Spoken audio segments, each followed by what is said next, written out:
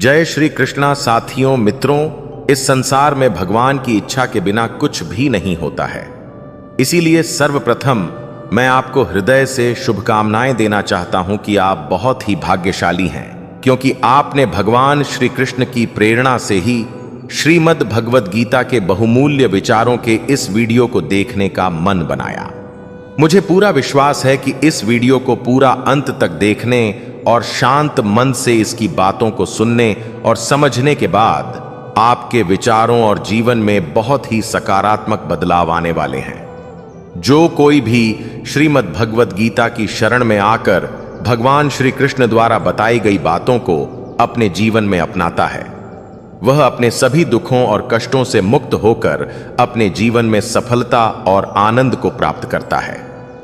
दोस्तों, आपको जिंदगी में जो कुछ भी चाहिए या आपकी जो भी समस्या है, आप श्रीमद् भगवद गीता के यह दिव्य 60 अनमोल वचन ठीक से सुनकर समझ लीजिए। आपकी हर इच्छा पूरी होगी, हर मुश्किल आसान होगी और आपका हर दुख दूर होगा। इसलिए आज हम आपके लिए भगवान श्री कृष्ण द्वारा दिए गए 60 अनमोल वचन लेकर आए हैं, ताकि यह आपके वर्तमान और भविष्य के सभी दुखों और कष्टों का निवारण करने में आपकी मदद कर सके। गीता का यह ज्ञान अमृत से भरा है, जो इंसान के मरे हुए मन और जीवन में एक नई जान डाल देता है। मैं गारंटी के साथ यह बात कह सकता हूं कि जो कोई भी इन 60 वचनों को पूरे ध्यान से और वीडियो के अंत तक सुनेगा, उसे अपनी हर समस्या का समाधान मिल जाएगा। उसे वह सब कुछ मिल जाएगा जो वह पाना चाहता है। इसलिए इस वीडियो में एक भी विचार को मिस ना करें और इस वीडियो को पूरा अंत तक सुनें। तो चलिए शुरू करते हैं।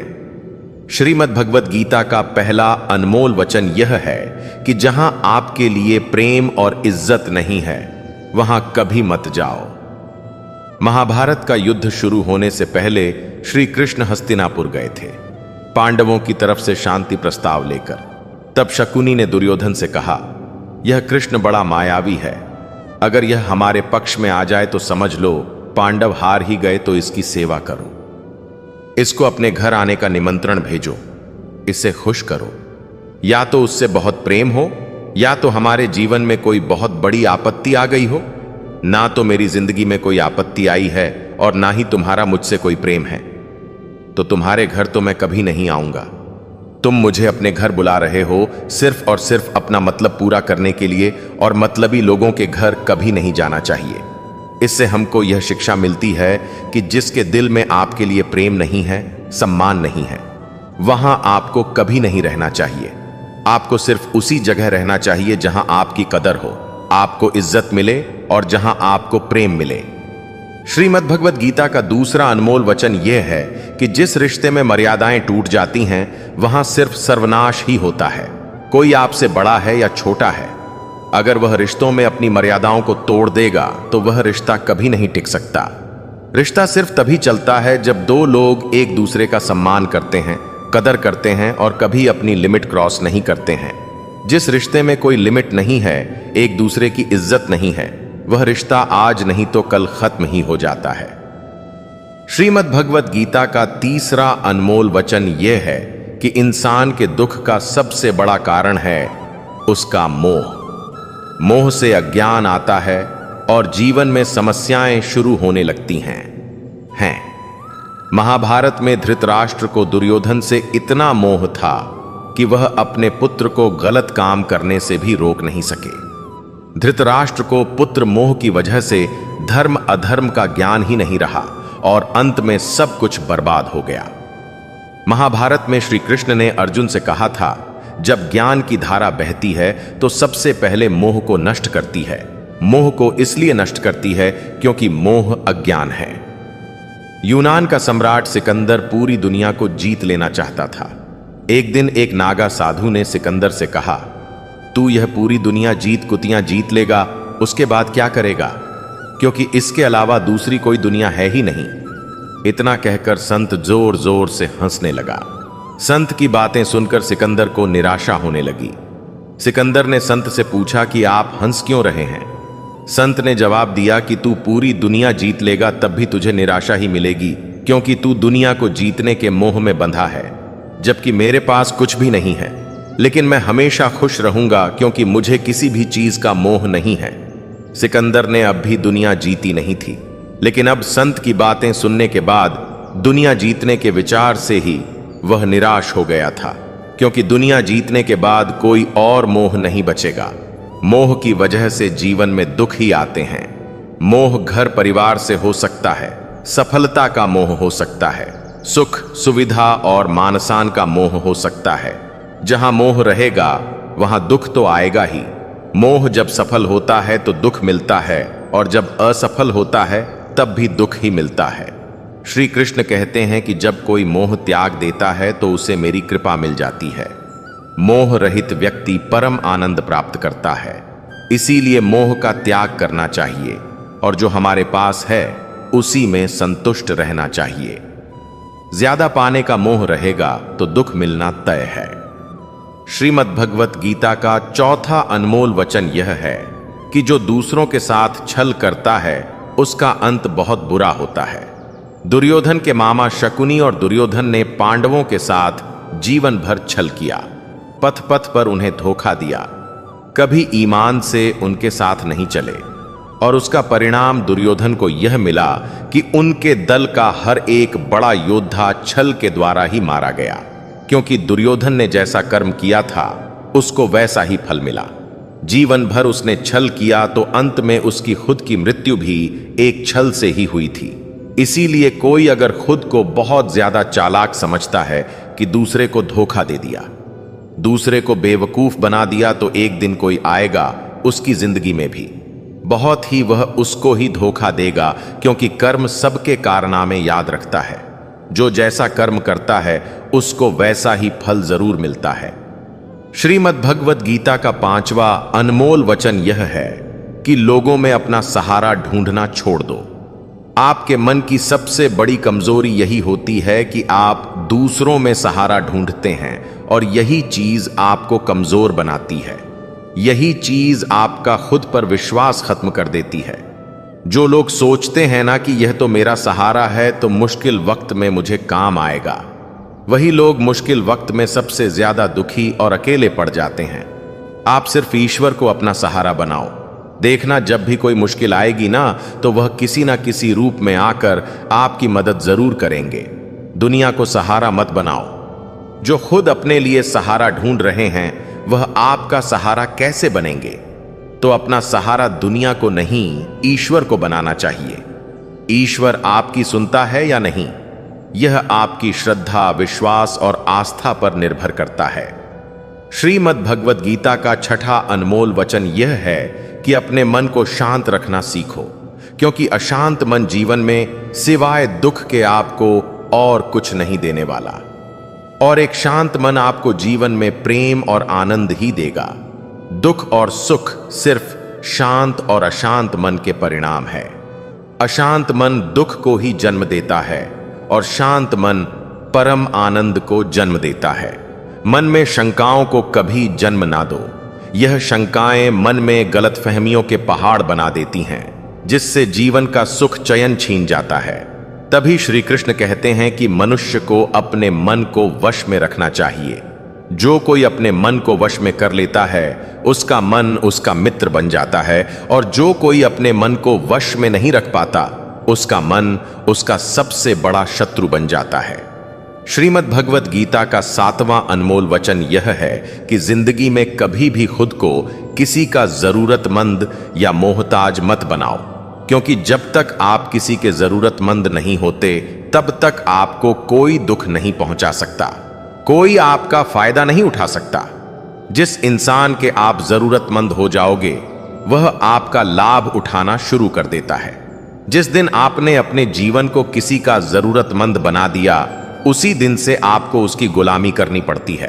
औरों की तो छोड़ो, जो लोग अपने नौकरों के काम वाली बाइयों के जरूरतमंद हो जाते हैं तो वे उनका सब कुछ सहना शुरू कर देते हैं, क्योंकि उन्हें पता होता है कि आपका काम उनके बिना चल ही नहीं पाएगा और आप खुद से उतना काम कर नहीं पाएंगे, और दूसरा कोई आपको मिल नहीं रहा तो वे आपको परेशान करना शुरू कर देते हैं।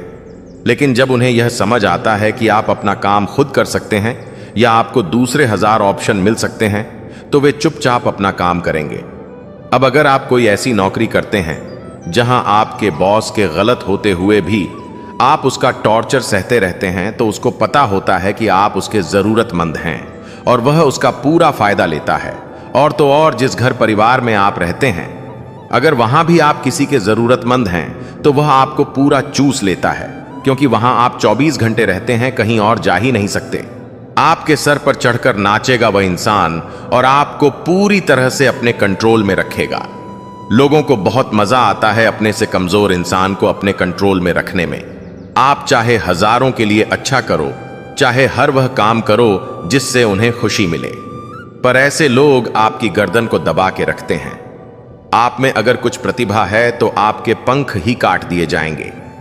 हर वह कोशिश की जाएगी आपके साथ जिससे आप जिंदगी में कभी आगे ही ना बढ़ पाओ।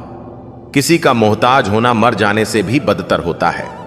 आपने कभी गौर किया कि आपकी जिंदगी वही लोग खराब करते हैं जिनके आप जरूरतमंद हो जाते हैं। आपका सारा दुख वहीं से आता है जिसके आप जरूरतमंद होते हैं।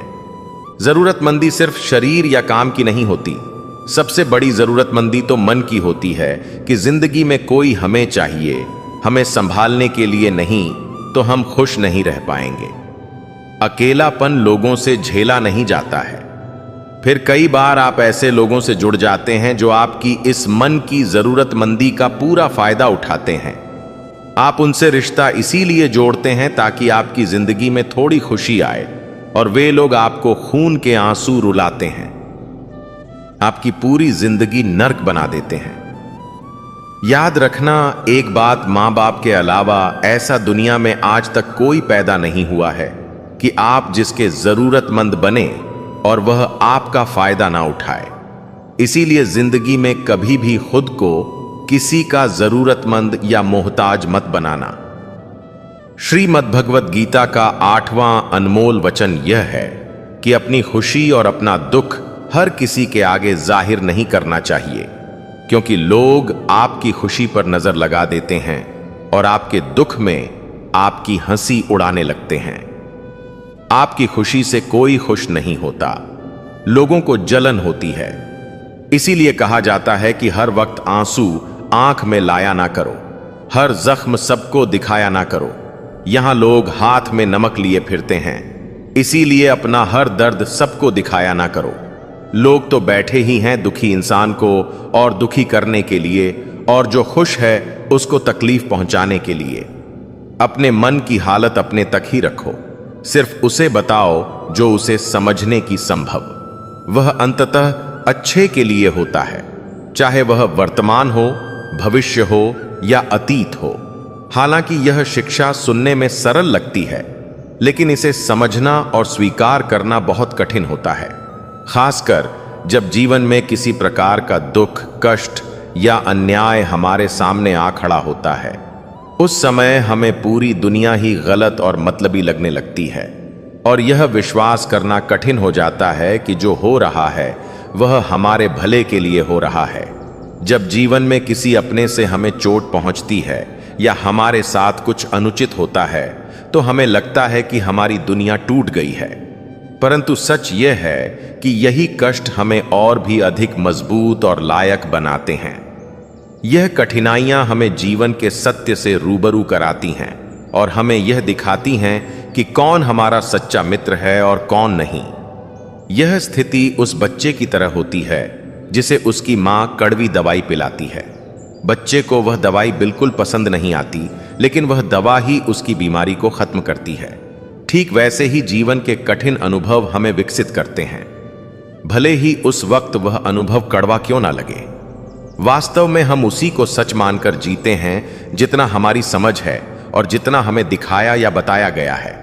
लेकिन सच्चाई तब तक पूरी तरह समझ में नहीं आती जब तक हम खुद उस दुख से नहीं गुजरते।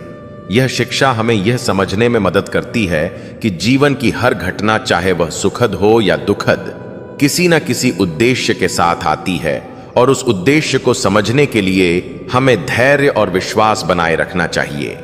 श्रीमद् भगवत गीता का 10वां अनमोल वचन यह है कि जो आपके साथ अधर्म करे, पाप करे, गलत करे, उसे दंड जरूर देना चाहिए। किसी के अत्याचार को सहन नहीं करना चाहिए। अगर आप उसे सहते हैं तो वह आपके साथ और गलत करता रहेगा। अगर आप उसे सहते हैं तो उसके पाप में आप भी भागीदार हो जाएंगे। महाभारत का युद्ध शुरू होने से पहले अर्जुन श्री कृष्ण से कहने लगे कि जिनसे मैं युद्ध करने जा रहा हूं यह सब मेरे भाई हैं, मेरे गुरुजन हैं। मैं इनके सामने कैसे हथियार उठाऊं, इनको कैसे मारूं? तब भगवान श्री कृष्ण ने अर्जुन से कहा कि जिन्हें तुम अपना मान रहे हो वे सभी अधर्मी हैं, वे पाप के पक्ष में खड़े हैं। और अगर तुम इनका वध नहीं करोगे, इनसे युद्ध नहीं करोगे तो समाज में और भी पाप बढ़ जाएंगे। क्योंकि जब कोई ऐसे पापियों को नहीं रोकता है तो यह और भी ज्यादा पाप करते हैं। ऐसे ही जब आपके साथ कोई गलत करता है, आपको चोट पहुंचाता है, दुख पहुंचाता है और वही आप चुपचाप रहते हैं, तो उससे सामने वाले का मनोबल और बढ़ जाता है। वह आपको कमजोर समझने लगता है और आपके साथ गलत करने को वह अपना हक समझने लगता है। लेकिन जब आप उसके गलत व्यवहार को, उसके अधर्म को रोक लेते हैं, उसका विरोध करते हैं, तब वह अपनी सीमा में रहना सीख जाता है। और यह कलयुग है। अगर इस जमाने में आपको खुश रहना है तो आपको अपनी रक्षा खुद ही करनी होगी। कोई आपके साथ गलत करे तो उसको कभी नहीं सहना चाहिए, बल्कि उसका सामना करना चाहिए। श्रीमद् भगवद गीता का 11वां अनमोल वचन यह है कि मनुष्य के जीवन में 3 मुख्य अवस्थाएं होती हैं: बचपन, जवानी और बुढ़ापा। इसके बाद शरीर समाप्त हो जाता है, लेकिन आत्मा अमर रहती है और पुनः जन्म लेती है। जब तक मनुष्य अपने मन की इच्छाओं और वासनाओं से मुक्त नहीं हो जाता, तब तक आत्मा को मोक्ष नहीं मिलता और उसका पुनर्जन्म होता रहता है। जीवन में इच्छाएं और वासना जितनी अधिक होंगी, खुशियां उतनी ही कम होती जाएंगी। यदि आप जीवन में खुश नहीं हैं, तो इसका कारण आपकी मन में भरी इच्छाएं और वासनाएं हैं। इंसान तभी सच्ची खुशी पा सकता है जब वह अपनी इच्छाओं को नियंत्रित करना सीख लेता है। इसे एक सरल गणितीय उदाहरण से समझा जा सकता है। मान लीजिए कि आपके जीवन में 100 खुशियां हैं और 10 इच्छाएं हैं, तो आपकी खुशी 90% रह जाती है। अगर आपकी 50 इच्छाएं हैं तो आपकी खुशियां आधी हो जाती हैं। और अगर आपकी 100 इच्छाएं हैं तो आपकी खुशी 0 हो जाती है। जब इच्छाओं की संख्या 100 से भी अधिक हो जाती है तो आपकी खुशी नकारात्मक हो जाती है, यानी आपकी खुशियां दुख में बदलने लगती हैं। इस शिक्षा का सार यही है कि जितनी आप अपनी इच्छाओं को कम करेंगे, उतनी ही आपकी खुशियां बढ़ेंगी। और अगर आप अपनी इच्छाओं को बढ़ाते रहेंगे तो दुख अपने आप आपके जीवन में प्रवेश कर जाएगा। इसलिए खुश रहना है तो इच्छाओं को कम करना सीखिए और अपने मन को नियंत्रित करके सच्ची संतोष प्राप्त कीजिए। श्रीमद् भगवद गीता का 12वां अनमोल वचन यह है कि जिंदगी में धोखा अपने ही देते हैं, क्योंकि उनको आपकी कमजोरियों का पता होता है। बाहर वाला आपको धोखा नहीं दे सकता, क्योंकि उसको आपके बारे में पता ही नहीं है कि आपको चोट कहां पहुंचानी है। लेकिन जो आपका अपना है, आपका खास है, उसे बहुत गहराइयों से पता होता है कि आपकी कमजोरी क्या है। ऐसा क्या करें जिससे इसको दर्द पहुंचाया जा सके, जिससे इसको हम नीचा दिखा सकते हैं, इसको चोट पहुंचा सकते हैं। यह कलयुग है, इसमें बाहर वालों से नहीं। जो हमारे अपने हैं ना, उनसे ही सावधान रहना होता है। महाभारत का युद्ध 2 अलग अलग राज्यों में नहीं हुआ था, बल्कि एक ही परिवार के भाइयों में हुआ था। सभी आपस में एक ही वंश के लोग थे। कितनी बार दुर्योधन ने जहर देकर भीम को मारना चाहा। ना जाने कितनी बार दुर्योधन ने पांडवों को जान से मारने की कोशिश की। वह उनका कोई पराया नहीं था, बल्कि उनका भाई ही था। सारी लड़ाइयां घर के अंदर ही होती हैं। बाहर कौन लड़ेगा हमसे? घर में ही सारे झगड़े होते हैं। तो आपको चोट सिर्फ वही लोग पहुंचा सकते हैं जो आपके अपने हैं। आपको धोखा सिर्फ वही लोग दे सकते हैं जो आपके अपने हैं। श्रीमद् भगवत गीता का 13वां अनमोल वचन यह है कि सत्य और ईश्वर की शक्ति के साथ खड़े व्यक्ति को संसार की कोई भी ताकत परास्त नहीं कर सकती, चाहे पूरी दुनिया ही उसके खिलाफ क्यों ना हो। लेकिन अंत में विजय उसी की होती है। गीता में कुल 700 श्लोक और 18 अध्याय हैं और इसका अंतिम श्लोक यह कहता है, जहां योगेश्वर कृष्ण और धनुर्धर अर्जुन हैं, वहीं विजय समृद्धि नीति और दृढ़ संकल्प है। धृतराष्ट्र बार बार संजय से पूछते थे कि युद्ध में कौन जीत रहा है और कौन हार रहा है, क्योंकि उनका विश्वास था कि उनके पक्ष में भीष्म पितामह, गुरु द्रोणाचार्य और कर्ण जैसे महाबली खड़े हैं। उन्हें लगता था कि ऐसी शक्ति के साथ उनकी हार संभव नहीं है। लेकिन संजय ने उन्हें बताया कि जहां ईश्वर यानी श्री कृष्ण खड़े होते हैं, वहां शक्ति का अर्थ नहीं होता। सत्य और धर्म की जीत निश्चित होती है। चाहे किसी के पास कितनी भी शक्ति क्यों ना हो, यदि ईश्वर और सत्य किसी के साथ खड़े हैं तो उसे पराजित करना असंभव है। श्रीमद् भगवत गीता का 14वां अनमोल वचन यह है कि कभी मत सोचिए कि आत्मा के लिए कुछ भी असंभव है। ऐसा सोचना सबसे बड़ा अधर्म है। यह कहना कि तुम निर्बल हो, यह स्वयं के प्रति सबसे बड़ा पाप है। हम वह हैं जो हमारी सोच ने हमें बनाया है। इसलिए इस बात का ध्यान रखिए कि आप क्या सोचते हैं। भय और अधूरी इच्छाएं समस्त दुखों का मूल है। पुराने समय की बात है। एक राजा था। एक दिन उसके गुप्तचरों ने सूचना दी कि पड़ोसी राज्य हम पर हमला करने वाला है। गुप्तचरों ने बताया कि खबर एकदम पक्की है। सिर्फ 3 दिनों के भीतर पड़ोसी राज्य अपनी विशाल सेना के साथ हम पर हमला कर देगा और उनकी सेना इतनी बड़ी है कि उनका सामना करना बहुत मुश्किल है। राजा बेहद चिंतित हो गया, परेशान हो गया। राजा ने तुरंत सभा बुलाई और सभी लोगों से सलाह मांगी कि अब हम लोगों का मरना तय है। अगर किसी व्यक्ति के पास कोई सुझाव या युक्ति है तो वह बता सकते हैं।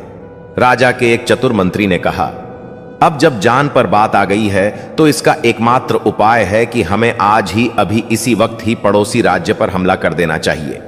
राजा बोला, मंत्री जी, हमारी सेना बहुत छोटी है, हम उनका मुकाबला कैसे कर पाएंगे? मंत्री बोला, पड़ोसी राज्य अभी युद्ध के लिए तैयार नहीं है। अभी उस राज्य पर हमला कर दे तो वह संभाल नहीं पाएंगे और हमारे जीतने की कुछ तो संभावना बनेगी। वैसे भी हम पर हमला होने वाला है और इतनी विशाल सेना है कि हम यूं ही मारे जाएंगे। जब 3 दिन बाद मरना ही है तो क्यों ना कुछ ना करने से बेहतर है हम यह कर सकते हैं। राजा को यह बात सही लगी।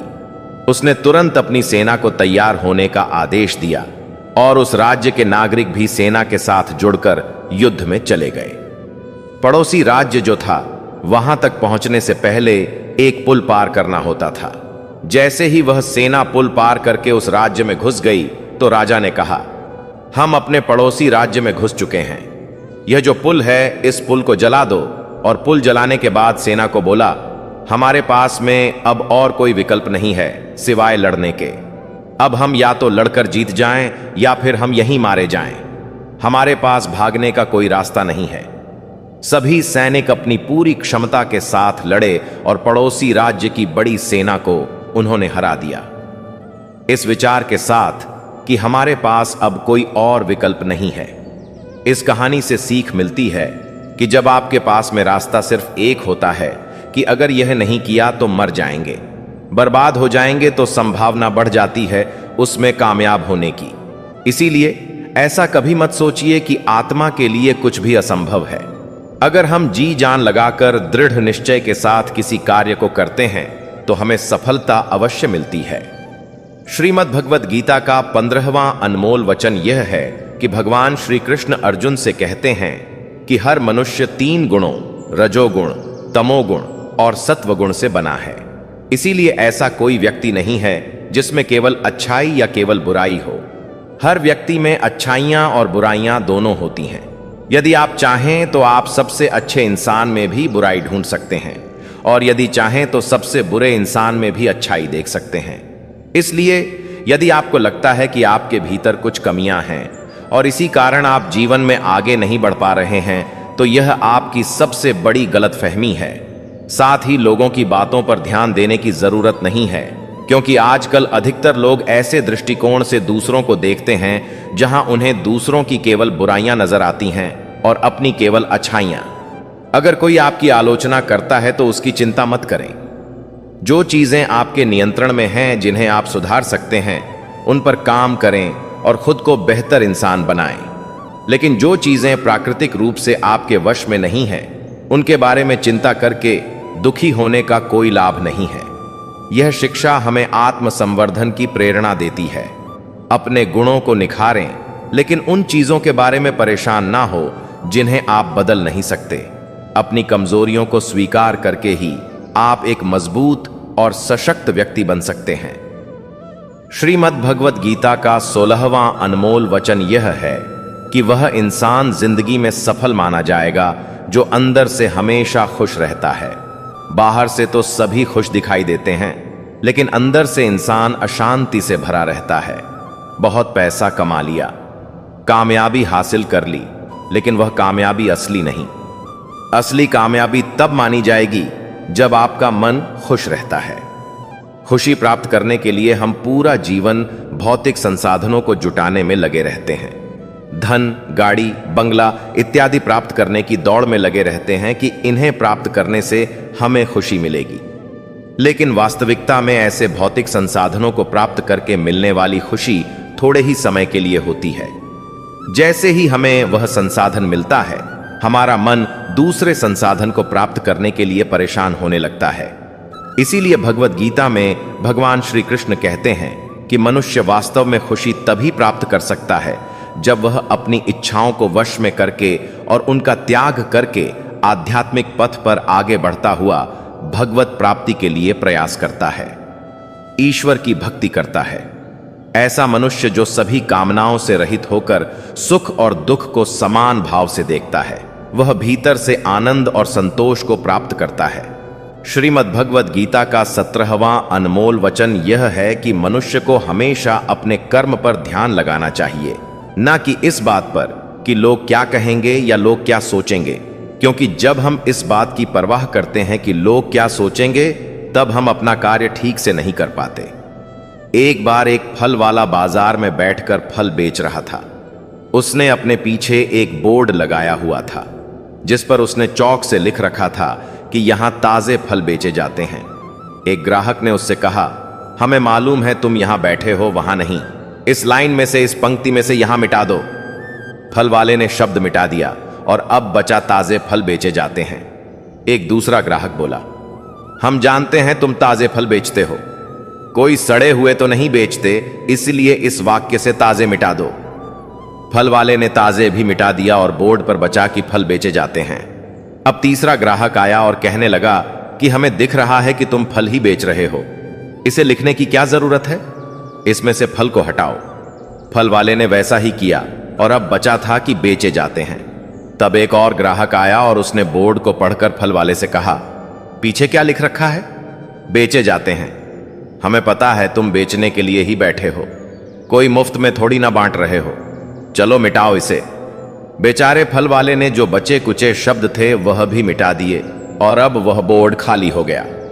तब एक और व्यक्ति आया और फल वाले को बोला, पागल हो गए हो क्या, इस बोर्ड पर तुमने कुछ लिखा क्यों नहीं है।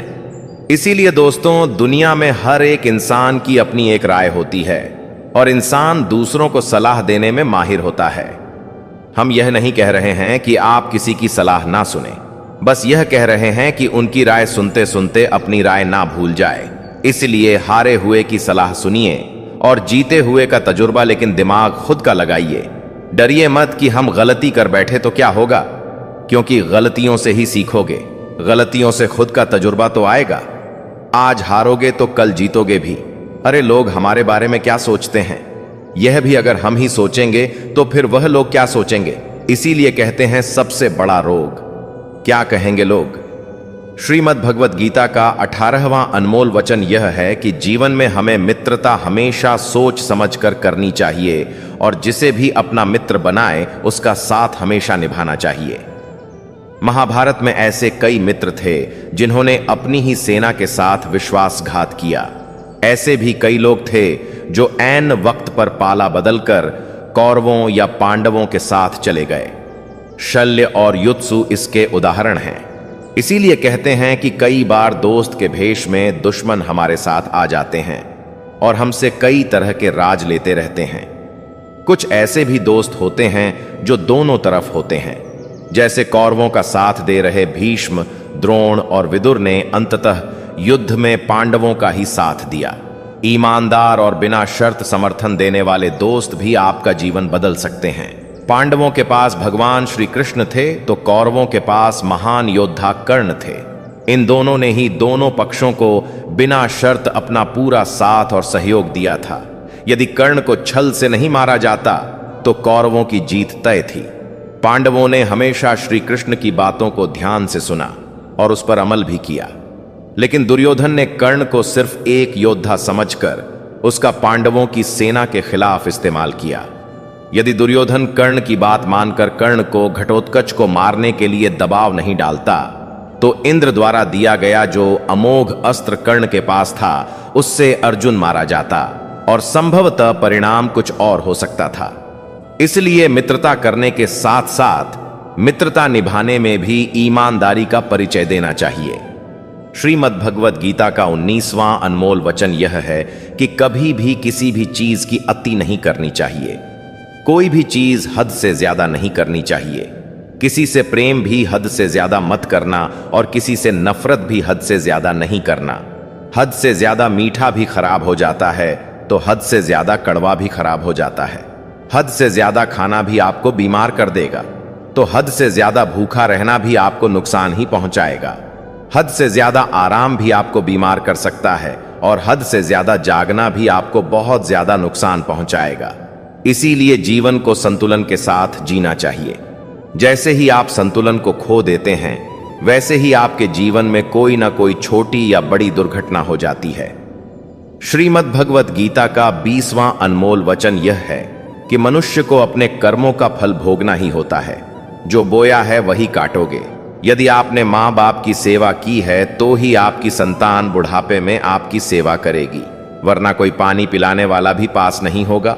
इसलिए बुरे कर्मों का त्याग ही सर्वोत्तम है। एक गरीब आदमी मछली पकड़ रहा था।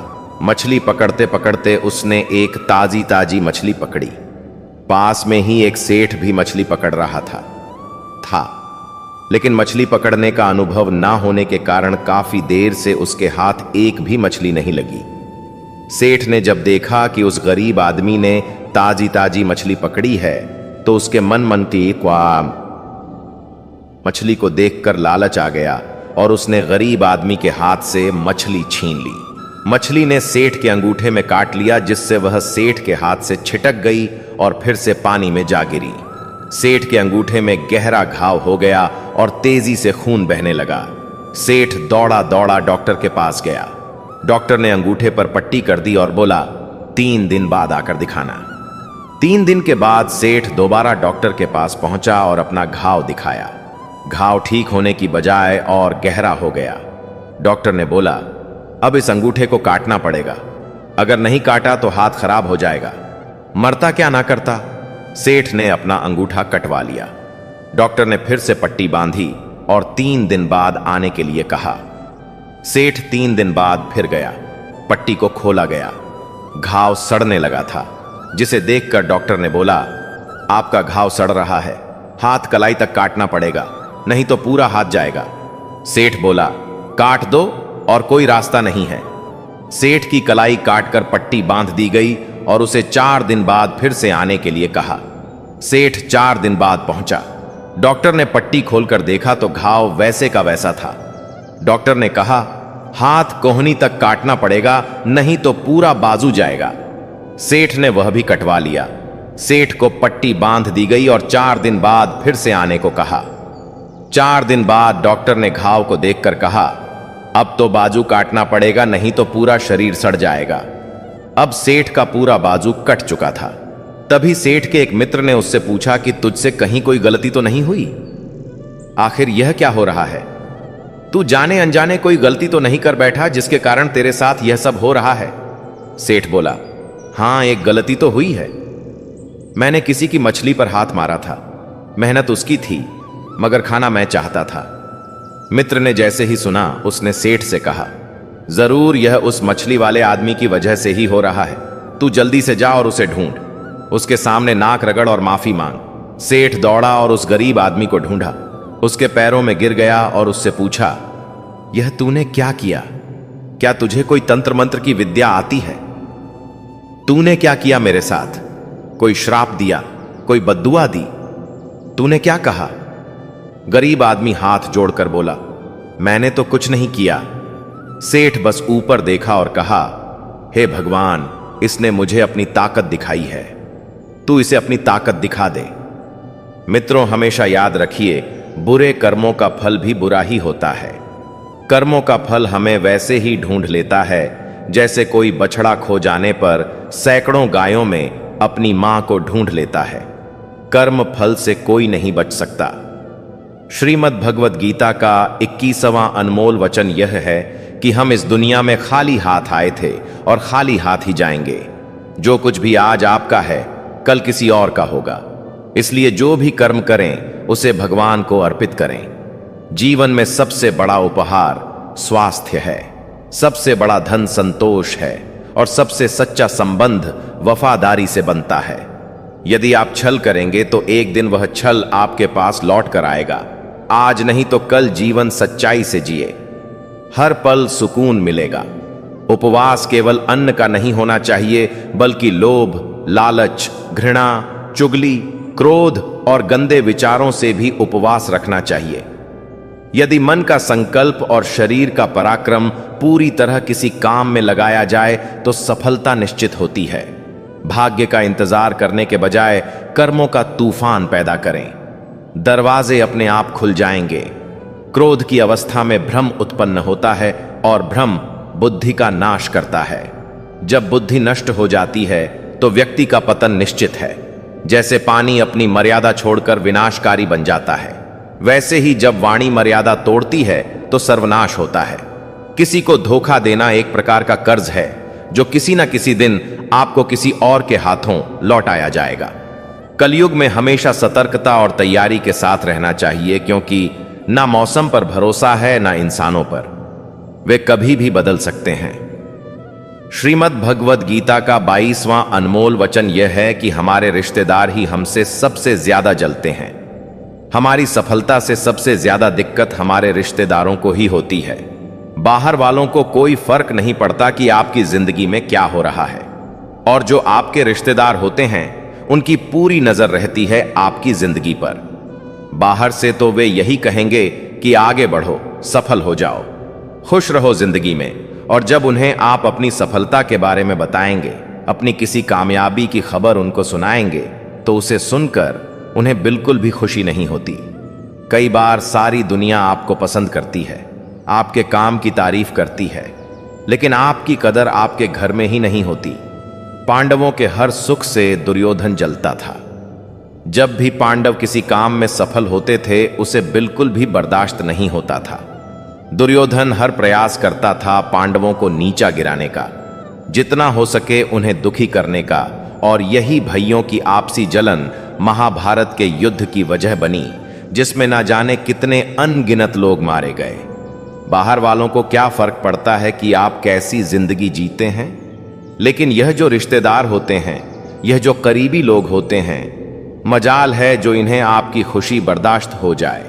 सबसे खतरनाक होते हैं यह लोग, क्योंकि यह बाहर से बहुत मीठा बोलते हैं, आपको अच्छे अच्छे शब्द कहते हैं, लेकिन आपकी पीठ पीछे यह आपसे जरा भी खुश नहीं होते।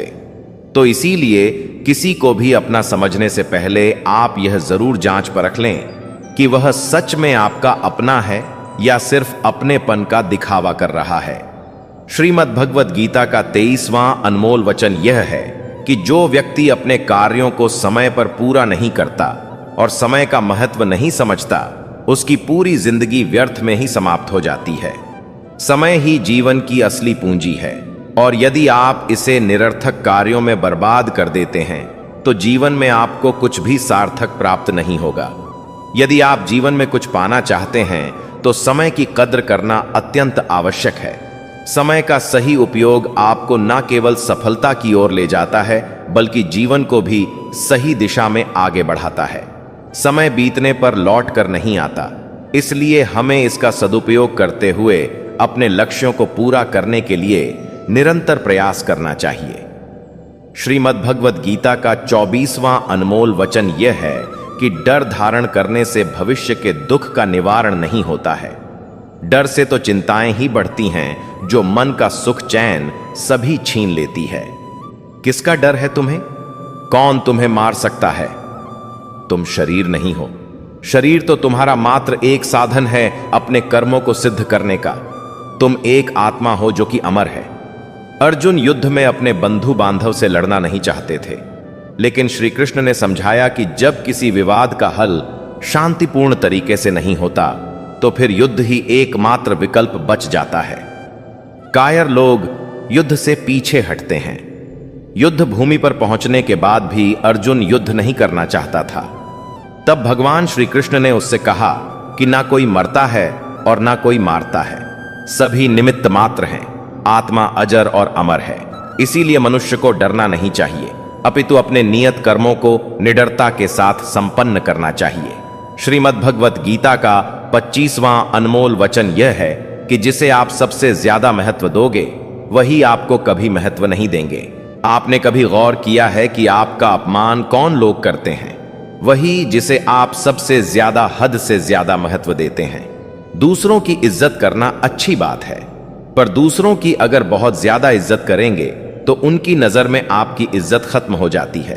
इसलिए किसी को भी कभी भी अपना सब कुछ नहीं बनाना चाहिए कि तुम ही मेरे सब कुछ हो।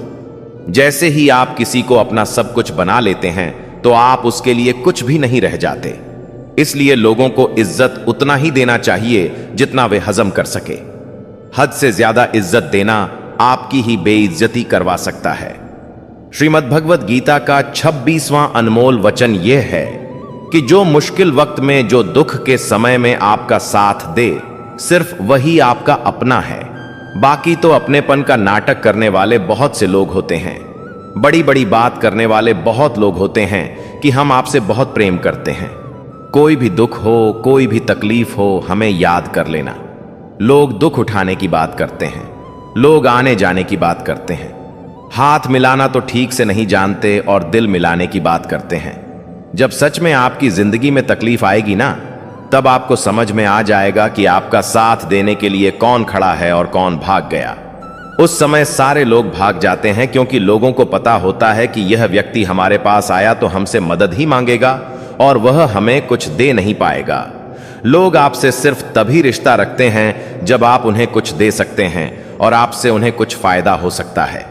लेकिन जब लोगों को यह पता चल जाता है, यह समझ में आ जाता है कि उनको आपसे कोई फायदा नहीं होने वाला, बल्कि उनको तो आपकी मदद करनी पड़ेगी, तो वे आपको दूर से ही देखकर भाग जाते हैं। इसीलिए जो आपके मुश्किल वक्त में आपके साथ खड़ा हो, सिर्फ वही आपका अपना होता है। बाकी इस दुनिया में सब पराये होते हैं, क्योंकि सिर्फ अपना अपना कह देने से कोई अपना नहीं हो जाता, बल्कि अपना तो वह होता है जो दुख के समय में आपका साथ दे। श्रीमद् भगवत गीता का 27वां अनमोल वचन यह है कि आप संसार से जितना प्रेम लगाओगे, जितना लगाव, जितना मोह लगाओगे, उतना ही जीवन में दुख और पीड़ा का अनुभव करोगे। आपके सारे दुखों का कारण किसी को अपना मानना है। आप कभी गौर करना, आपकी जिंदगी के सारे दुख, सारी तकलीफें, सारी चिंताएं वहीं से आते हैं जहां आपका अपनापन होता है कि यह मेरा है, यह मेरा अपना है। यहीं से आपकी जिंदगी में दुख का आना शुरू हो जाता है। जिंदगी में जब हम किसी चीज को, किसी इंसान को, किसी रिश्ते को, किसी काम को अपना मान लेते हैं, मेरा मान लेते हैं, वहीं से सारे दुखों की शुरुआत होती है, वहीं से हर तकलीफ की शुरुआत होती है। इसीलिए भगवान श्री कृष्ण कहते हैं कि अगर दुखों और निराशाओं से मुक्ति चाहते हो तो इस संसार के मोह में मत उलझो, मेरी भक्ति करो और मुझसे ही प्रेम करो। मैं तुम्हें इस संसार के सभी दुखों से मुक्त करके मोक्ष प्रदान करूंगा। श्रीमद् भगवत गीता का 28वां अनमोल वचन यह है कि मनुष्य को कभी भी बदले और घृणा की भावना अपने मन में नहीं रखनी चाहिए और ना ही अपने भाग्य को कोसना चाहिए, क्योंकि इस तरह वह अपना संपूर्ण जीवन बर्बाद कर लेता है। एक बार दानवीर कर्ण ने भगवान श्री कृष्ण से अपनी व्यथा सुनाई और कहा, हे कृष्ण, जब मैं पैदा हुआ तब मेरी मां ने मुझे त्याग दिया। इसमें मेरा क्या अपराध था? द्रोणाचार्य ने मुझे शिक्षा देने से मना कर दिया क्योंकि वह मुझे क्षत्रिय नहीं मानते थे। इसमें भी मेरा क्या अपराध? और द्रौपदी के स्वयंवर में मुझे अपमानित किया गया क्योंकि मैं राज परिवार का हिस्सा नहीं हूं। भला इन सब में मेरा क्या अपराध था? जवाब में श्री कृष्ण ने कहा, हे कर्ण, जरा ध्यान से सुनो। जब मेरा जन्म हुआ तब मैं कारागार में था और मेरे पैदा होते ही मेरी मृत्यु मेरी प्रतीक्षा कर रही थी। जिस रात मेरा जन्म हुआ था उस रात मुझे मेरे माता पिता से अलग होना पड़ा। मेरा बचपन गरीबी और अभावों में बीता और मुझे हर वह काम करना पड़ा जो एक गरीब परिवार में करना होता है। गायों का गोबर मैं अपने हाथों से उठाता था। जब मैं चल भी नहीं सकता था तब मुझ पर प्राणघातक हमले किए गए। मुझे मारने की बार बार कोशिशें की गईं। मेरे पास बचपन में ना तो शिक्षा थी, ना ही महल, ना कोई गुरुकुल था, ना ही कोई विशाल सेना थी। लेकिन तब भी मेरे मामा मुझे उनका सबसे बड़ा शत्रु मानते थे।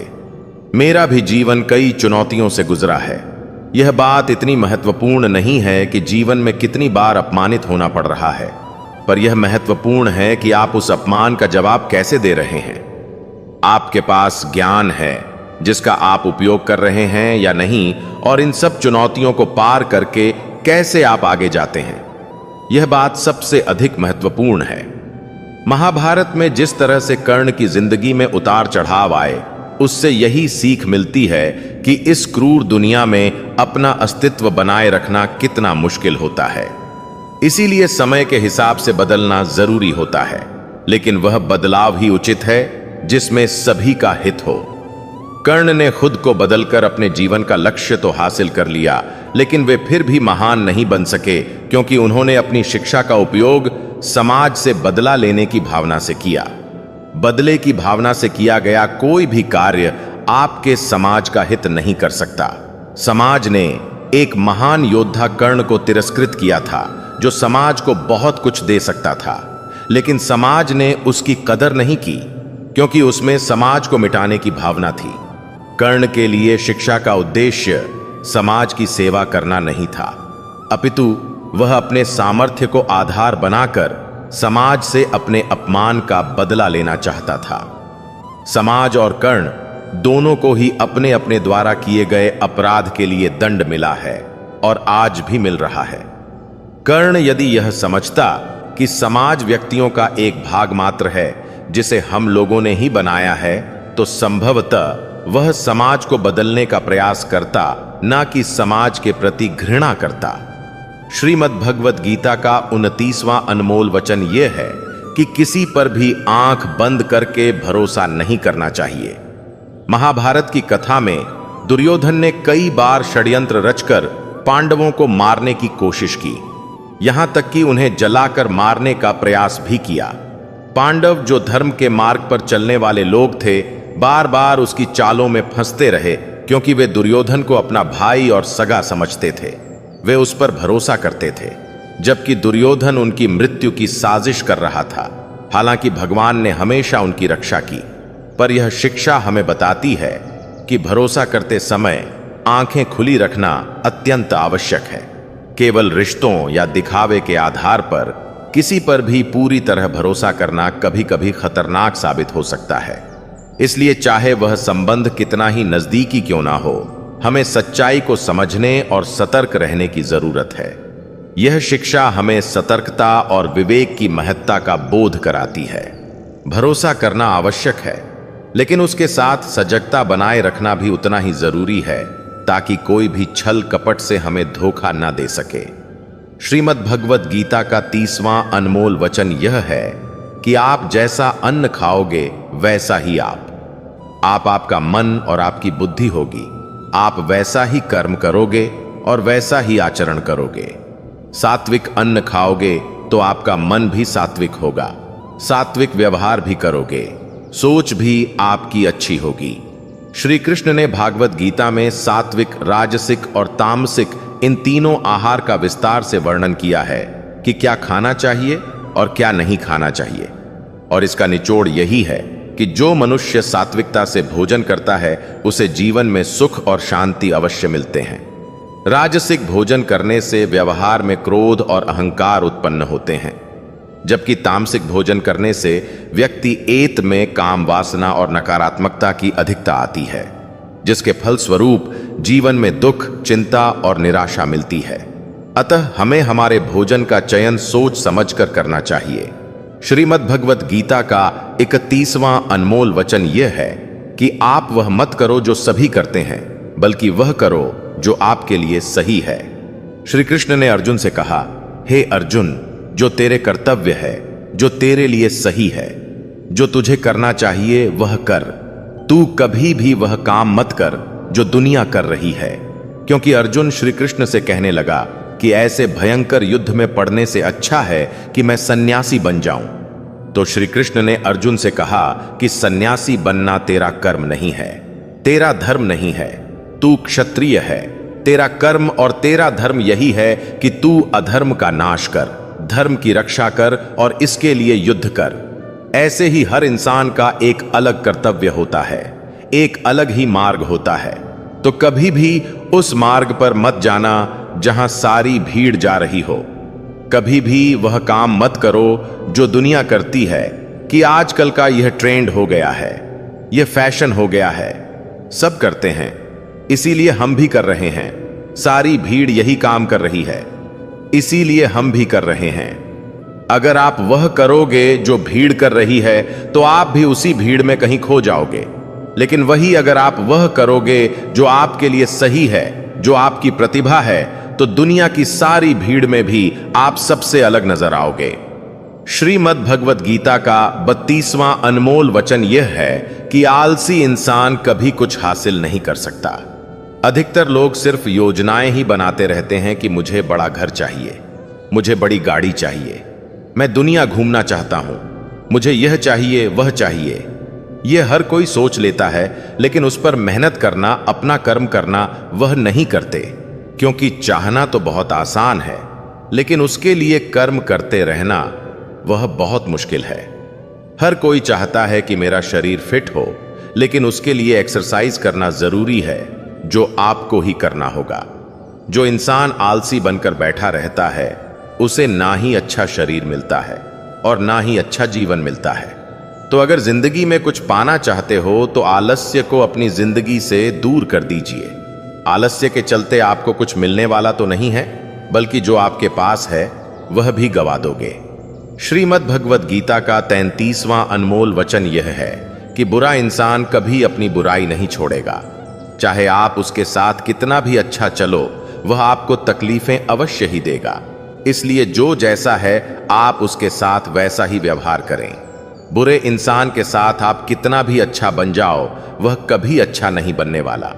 दुर्योधन जंगल में पांडवों को मारने के लिए गया था, लेकिन वहां पर लोगों ने दुर्योधन को पकड़ लिया। उसका मित्र कर्ण भी उसे छोड़कर भाग गया। वे भीड़ दुर्योधन को मार देना चाहते थे, लेकिन युधिष्ठिर अपने भाई की रक्षा करने के लिए वहां पहुंच गया और उसके जीवन की रक्षा की। लेकिन उसके बाद क्या हुआ? वह हमेशा पांडवों का नुकसान ही करता रहा। इसलिए अगर कोई इंसान बुरा है, उसके साथ आप ज्यादा अच्छा बनने की कोशिश ना करो। जो जैसा है उसके साथ वैसा ही व्यवहार करो। श्रीमद् भगवत गीता का 34वां अनमोल वचन यह है कि करीबी और गरीबी के अनुभव जीवन में ऐसे सबक सिखाते हैं जो इंसान को अंदर से बदलने पर मजबूर कर देते हैं। जिस तरह से आप दूसरों से बात करते हैं, उसी तरह से दूसरों की बात भी सुनने की आदत डालनी चाहिए। इस शिक्षा में भगवान को सबसे करीबी दोस्त बनाने की सलाह दी जाती है, क्योंकि परमात्मा ही एकमात्र ऐसा साथी है जो तब भी हमारे साथ रहता है जब सारी दुनिया हमें छोड़ देती है। इसीलिए आपको ऐसे लोगों से दोस्ती करनी चाहिए जो आपको बेहतर बनने के लिए प्रेरित करें, जो आपकी परवाह करें और आपको घर जैसा महसूस कराए। सच्चे दोस्त वे होते हैं जो आपकी सहायता करते हैं और आपको समझते हैं। मृत्यु के समय आपकी कोई भी नहीं सुनेगा, केवल आपके कर्म ही यह निर्धारित करेंगे कि आपको किस दिशा में ले जाया जाएगा। इस शिक्षा का एक और महत्वपूर्ण पहलू यह है कि जीवन की चुनौतियों से भागना नहीं चाहिए और ना ही भाग्य या ईश्वर की इच्छा का बहाना बनाना चाहिए। धैर्य बनाए रखें, क्योंकि सही समय आने तक आपको खुद को स्थिर और मजबूत रखना होगा। इंसान का सबसे अच्छा मित्र उसका आत्मा और मन होता है, जो अच्छी बातों पर उसे शाबाशी देता है और बुरी बातों पर उसे सही रास्ते पर ले आता है। इसीलिए अपने कर्मों पर ध्यान दें और अपने आत्मा और मन को सबसे अच्छा साथी माने, क्योंकि वे ही आपको जीवन में सही दिशा दिखाएंगे। श्रीमद् भगवत गीता का 35वां अनमोल वचन यह है कि कई बार लोग कहते हैं, मेरा तो समय ही खराब चल रहा है, मुझे नहीं समझ आता कि मैं क्या करूं, कैसे अपने बुरे समय को अच्छे समय में बदलूं। सच तो यह है कि आपको एक चीज जो बुरे समय में जरूर करनी चाहिए, और बहुत से लोग यह चीज करना छोड़ देते हैं। चलिए इसे समझते हैं एक कहानी के माध्यम से। एक बार एक बहुत ही गरीब किसान था। वह गरीब था, मेहनती था, मगर खुश था। वह सुबह उठकर केवल 10 मिनट मंदिर में जाकर भगवान के आगे हाथ जोड़कर प्रार्थना करता था। उस किसान की पत्नी भी हर रोज किसान के साथ मंदिर जाती। प्रार्थना करके वह सारा दिन अपने खेतों में काम करता। उसका जीवन बहुत ही अच्छा चल रहा था। अपनी मेहनत की कमाई से वह कुछ ज्यादा तो नहीं कमा पाता था, लेकिन फिर भी जितना कमाता था उसमें भी कुछ पैसे लोगों की भलाई में लगा देता था। एक बार उनके गांव में एक बीमारी फैल गई। किसान का इकलौता लड़का बहुत बीमार हो गया। किसान के गांव में इस बीमारी के इलाज के लिए कोई अच्छा डॉक्टर नहीं था। पास के शहर में उस लड़के को ले जाया गया। शहर के इस अस्पताल का इलाज बहुत ही महंगा था। उस बेचारे किसान के लिए अस्पताल के डॉक्टर की फीस, दवाइयों का खर्चा आदि दे पाना बहुत ही मुश्किल था। किसान दिन प्रतिदिन हिम्मत हारता जा रहा था। एक दिन अस्पताल में बैठे बैठे वह इतना हताश हो गया कि वह जोर जोर से रोने लगा और कहने लगा, पता नहीं किस चीज का बदला ले रहा है भगवान।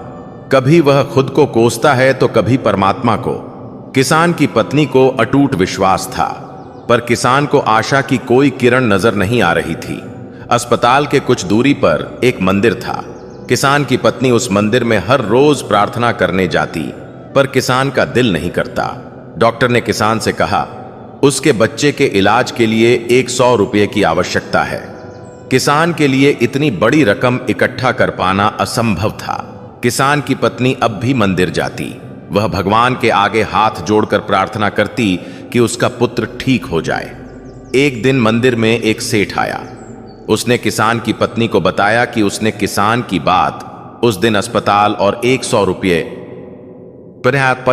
की थी, 100 रुपये में इलाज करवा दिया। मैं सुनी जिस दिन किसान रो रहा था। सेठ ने बताया उस दिन सेठ की पत्नी भी अस्पताल में थी। अब वह पूरी तरह से ठीक हो गई थी और घर चली गई। सेठ को बातों ही बातों में पता चल गया कि किसान को 10 रुपये की आवश्यकता है। तो सेठ ने तुरंत अपनी जेब से पैसा निकाल कर देते हुए कहा, उसके पास इस समय 10 रुपये हैं, 10 रुपये ही हैं, जिसे वह रख ले। साथ में सेठ जी ने कागज पर अपना पता लिखते हुए कहा, अगर उनको और पैसों की आवश्यकता हो तो वे बेझिझक मांग ले। किसान की पत्नी ने उत्तर दिया, इस कागज की कोई आवश्यकता नहीं है। वह जानती है कि यह पैसे उसको किसने भी की प्राप्ति नहीं हो जाती। यानी जब तक कर्म करने वाला अपने कर्म के परिणामों को पूर्ण रूप से भोग ना ले, किसी को समय से पहले और भाग्य से अधिक नहीं मिल पाता। श्रीमद् भगवत गीता का 36वां अनमोल वचन यह है कि अध्यात्म से जुड़े एक आध्यात्मिक ज्ञान ही जीवन को सुकून की तरफ ले जा सकता है। आध्यात्मिक ज्ञान आपको मानसिक और आत्मिक रूप से मजबूत बनाएगा। इसलिए ईश्वर पर विश्वास करें और ईश्वर द्वारा प्रदान की गई शिक्षाओं का पालन करें। लोगों की बातों पर जितना ध्यान देंगे, उतना ही आपका खुद पर से विश्वास कम होता जाएगा। इसलिए खुद पर विश्वास कर खुद के दम पर आगे बढ़ो और स्वयं ही अपना मार्ग तय करो।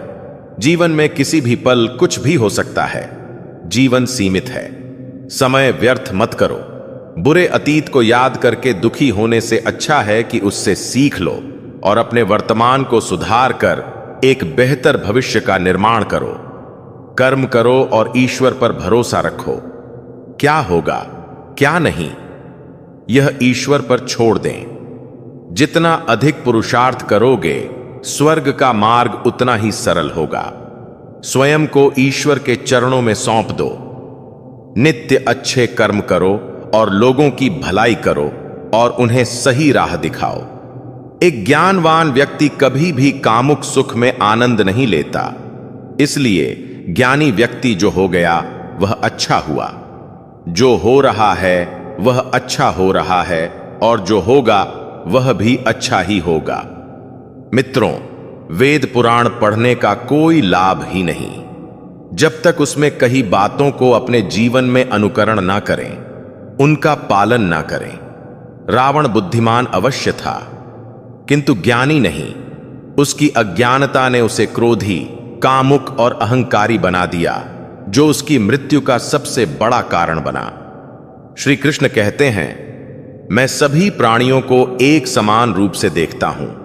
मेरे लिए ना कोई कम प्रिय है और ना ही अधिक। वह ज्ञान व्यर्थ है जो सिर्फ तुम तक ही सीमित है। उस ज्ञान का कोई लाभ नहीं जिससे समाज एवं जगत का कल्याण ना किया जा सके। तुम क्यों व्यर्थ में चिंता करते हो? तुम क्यों भयभीत होते हो? कौन तुम्हें मार सकता है? आत्मा ना कभी जन्म लेता है और ना ही इसे कोई मार सकता है। यही जीवन का अंतिम सत्य है। मनुष्य का कर्म ही मनुष्य को ईश्वर के नजदीक लाता है या ईश्वर से दूर कर देता है। इसलिए हमेशा अच्छे कर्म ही करें। जब जब इस धरती पर पाप, अहंकार और अधर्म चरम सीमा पर होगा, तब तब उसका विनाश कर धर्म की पुनः स्थापना हेतु मैं अवश्य अवतार लेता हूं। जो दान कर्तव्य समझकर बिना किसी सोच के किसी जरूरतमंद व्यक्ति को दिया जाए, वह दान सात्विक माना जाता है। जिसने मन को जीत लिया है, उसने पहले ही परमात्मा को प्राप्त कर लिया है, क्योंकि उसने शांति प्राप्त कर ली है। ऐसे मनुष्य के मन पर सुख, दुख, सर्दी, गर्मी और मान, अपमान का कोई फर्क ही नहीं पड़ेगा। जो विद्वान होते हैं वह ना तो जीवन के लिए और ना ही मृत्यु के लिए शोक करते हैं। अपने कर्तव्यों को पूरी निष्ठा से ईमानदारी के साथ निभाना और धर्म का पालन करना भी बड़े तप के समान होता है। श्रीमद् भगवद गीता का 37वां अनमोल वचन यह है कि जब भी जिंदगी में खुद को अकेला महसूस करो, तब इस सच्चाई को ठीक से समझ लेना कि आप दुनिया में अकेले ही आए थे और अकेले ही जाओगे। वास्तविकता में यहां कोई आपका अपना नहीं है। एक दिन तो जो माँ बाप हमें जन्म देते हैं वह भी हमें अकेला छोड़कर चले जाते हैं, तो औरों से तो उम्मीद ही क्या करना। यदि कोई आपका साथ छोड़ दे तो याद रखना कि वह ईश्वर सदा आपके साथ है। वह कभी आपका साथ नहीं छोड़ता। गीता में श्री कृष्ण ने अर्जुन से कहा, चाहे कोई मनुष्य मुझे माने या ना माने, लेकिन मैं इंसान का साथ कभी नहीं छोड़ता, क्योंकि यह सब मेरी ही संतानें हैं। इंसान को ईश्वर का ही अंश कहा गया है, इसीलिए मनुष्य को ईश्वर की संतान कहा जाता है। इसीलिए आपको अकेलेपन से कभी दुखी नहीं होना चाहिए, कभी डरना नहीं चाहिए, बल्कि किसी गलत इंसान के साथ रहने से डरना चाहिए। एक कहावत है कि something is better than nothing, यानी कुछ होना कुछ नहीं होने से कई गुना बेहतर है। लेकिन एक और कहावत है कि nothing is better than nonsense. इसीलिए नॉनसेंस लोगों के साथ रहने से अच्छा है। आप अकेले ही रहो। इसीलिए गीता का यह उपदेश हर इंसान के लिए बहुत जरूरी है जो खुद को अकेला समझकर दुखी हो जाते हैं। इसीलिए अकेलेपन से डरना और दुखी होना छोड़ दो, क्योंकि यहां कोई किसी का नहीं होता। श्रीमद् भगवद गीता का 38वां अनमोल वचन यह है कि कभी भी अपने धन, अपने पद और बल का अभिमान नहीं करना चाहिए। दुर्योधन को बहुत अभिमान था कि मेरे पास भीष्म पितामह, द्रोणाचार्य और कर्ण जैसे योद्धा बैठे हैं, तो इन पांडवों को तो मैं यूं ही मसल कर रख दूंगा। दुर्योधन को अपने धन का अभिमान था, अपने पद और शक्ति का अभिमान था, लेकिन वह अभिमान ही एक दिन उसके सर्वनाश का कारण बना। जो लोग अपने पैसे के अहंकार में या शक्ति के अहंकार में दूसरों को नीचा दिखाते हैं, दूसरों को चोट पहुंचाते हैं, एक दिन उनकी वही गलती उनका सर्वनाश कर देती है। इसीलिए जीवन में आप चाहे कितने भी सफल हो जाए, कितने भी बड़े इंसान हो जाए, लेकिन उसका अभिमान दूसरों को कभी मत दिखाना। श्रीमद् भगवद गीता का 39वां अनमोल वचन यह है कि आज के युग में बहुत ज्यादा अच्छे मत बनो, नहीं तो यह दुनिया आपको लूट कर कंगाल कर देगी। पांडवों की कहानी यह शिक्षा देती है कि ज्यादा अच्छा बनना आपको कई बार बहुत दुख दे सकता है। पांडव हमेशा धर्म के मार्ग पर चलते थे। कभी कोई गलत काम नहीं किया, लेकिन उनका सारा राजपाट चला गया। उनकी पत्नी को भरी सभा में नग्न करने की कोशिश की गई। भिक्षा लेकर के उन्हें अपनी जिंदगी गुजारनी पड़ी।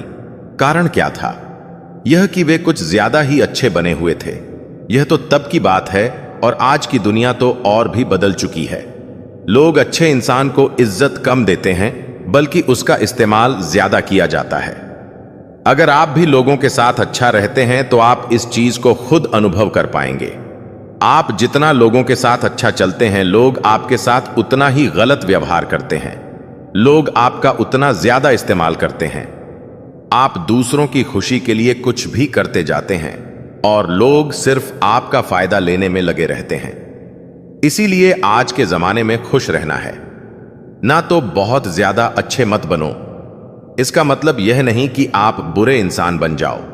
आप अच्छे और सच्चे कर्म करो और अपनी नजर में अच्छे बनते रहो।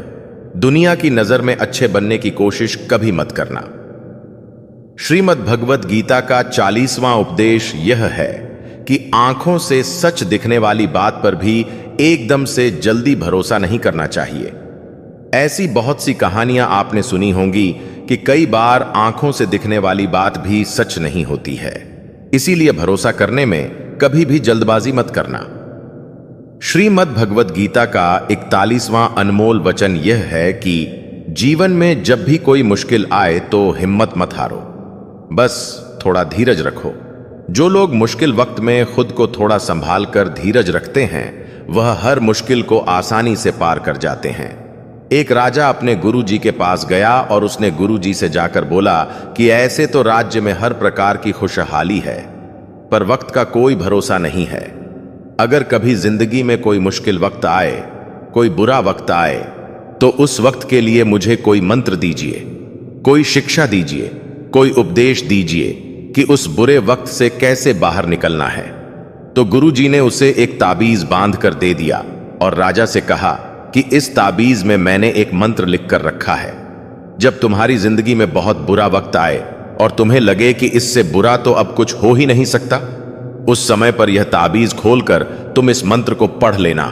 तुम्हारे अंदर बहुत शक्ति आ जाएगी। और एक दिन ऐसा हुआ भी कि उस राजा के राज्य पर किसी दूसरे राजा ने आक्रमण कर दिया, और इस राजा की ऐसी स्थिति हुई कि उसे अपना राज्य छोड़कर अपने कुछ लोगों के साथ भागना पड़ा। उस समय पर राजा बहुत दुखी था और विचार करने लगा कि गुरुजी ने मुझे ताबीज दिया था और कहा था कि जब जिंदगी में बहुत बुरा वक्त आए तब उसे खोलकर पढ़ना, और इसके अंदर जो मंत्र लिखा हुआ है वह मेरे अंदर शक्ति भर देगा। राजा ने विचार किया कि इससे बुरा वक्त और क्या हो सकता है। उसने गुरुजी का दिया हुआ वह ताबीज खोला और उसके अंदर लिखा हुआ था कि यह वक्त भी गुजर ही जाएगा। इस वचन को पढ़कर राजा के मन में एक शक्ति आई और विश्वास जागा कि यह जो बुरा वक्त है यह भी टिकने वाला नहीं है, यह भी निकल ही जाएगा। इसलिए मुझे हिम्मत नहीं हारनी है। और उस राजा ने वापस अपने सैनिकों को जमा करके अपनी सेना को खड़ा किया और उस राजा पर हमला करके अपना राज्य वापस प्राप्त किया। तो जिंदगी में स्थिति चाहे कितनी भी बुरी क्यों ना हो, वह हमेशा के लिए नहीं रहने वाली। वह भी एक दिन गुजर जाएगी। वक्त चाहे कैसा भी हो, एक दिन जरूर बदल जाएगा। हमारी जिंदगी में ना जाने कितनी बार दुख आए, कितनी बार मुश्किल वक्त आया, लेकिन हम हर बार निकल जाते हैं। ऐसे ही आपकी जिंदगी में जब कोई मुश्किल वक्त आए, बुरा वक्त आए, तो मन में यह विश्वास रखना कि यह वक्त भी एक दिन गुजर ही जाएगा। इसलिए अपनी हिम्मत मत हारो। अगर आपके अंदर धीरज है तो आप बुरे से बुरे वक्त को भी जरूर पार कर जाओगे। श्रीमद् भगवत गीता का 42वां वचन यह है कि कुछ भी बोलने से पहले अपने शब्दों की मर्यादा को परख लेना चाहिए। मित्रों, महाभारत का युद्ध ही नहीं होता यदि कुछ लोग अपने वचनों पर संयम रख लेते, अपनी वाणी पर संयम रख लेते। जैसे द्रौपदी यदि दुर्योधन को अंधे का पुत्र भी अंधा नहीं कहती तो महाभारत नहीं होती।